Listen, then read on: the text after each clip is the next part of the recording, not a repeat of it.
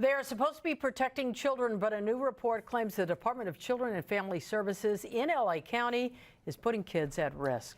Details on the state audit were just released at NBC4's I-Team, and our investigator, Lolita Lopez, is now here to explain why officials believe that Child and Family Services is dropping the ball. Lolita. Well, Chuck and Colleen, as you know, we've tracked the deaths of several children who the Department of Children and Family Services have investigated. We followed the creation of a Blue Ribbon Commission years ago, the hiring of social workers, and other reforms.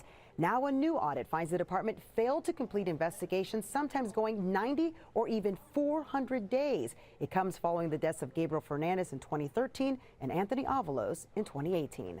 The state auditing report validates the fact that there is a systemic failure. Brian Claypool represents the family of 10-year-old Anthony Avalos, who prosecutors say was tortured and killed at the hands of his mother and her boyfriend last year. A family the NBC4 I-Team revealed had a history with the LA County Department of Children and Family Services.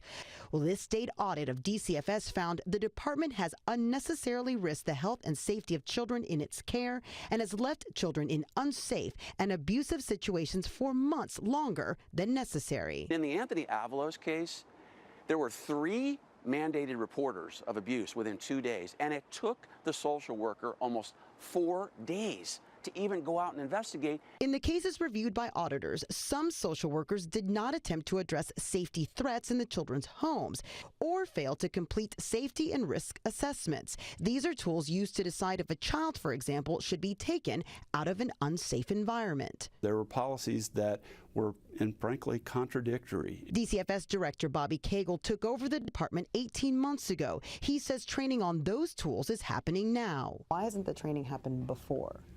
Frankly, I don't know. I just know that when I came in and knew the recommendation, it was one of the first things that I attended to. Similar recommendations that date back years. Even so, the audit concludes, while the department does robust reviews after the death of a child, it does not have a mechanism to ensure it consistently implements recommendations resulting from these reviews. Do you think what's in here, these recommendations, will actually be followed through? Absolutely. As long as I'm here, those will be followed through on, and I invite you to come back next year and ask me that question.